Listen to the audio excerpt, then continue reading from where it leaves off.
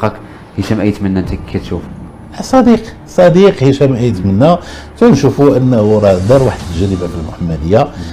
بعض الناس يشوفوا انه ما نجحش، ولكن راه تنقول لك راه نجح لانه كانت في التروازيام ديفيزيون وفي الهواة. من الهواة استطاع انه يرد المكانه اللي كتليق بها، ومن بعد ما خايفش يولي في الراس ديال الوداد؟ انا ما كنخاف من حتى شي واحد، باقي الخوف من الله سبحانه وتعالى.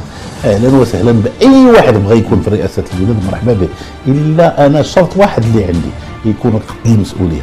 أيتمنى كتشوفو فاش كنشوف مثلا يكون مستقبل رئيس الوداد؟ الا بغى يجي مرحبا به. انا ما عمرو قال لي هذا الكلام، ولكن الا بغى يجي مرحبا به. انا نشوف زيدان على الاستعداد الجميع، ولكن شريطه انه يكون قابل لهذه المسؤوليه، لان راه هذه واحد المسؤوليه صعيب انك تبداها وتخونها في الاخير. هي مسؤوليه تعطاتك. حنا هادشي علاش تنقولوا حنا راه تيمنا السي فوزي القجع في هذا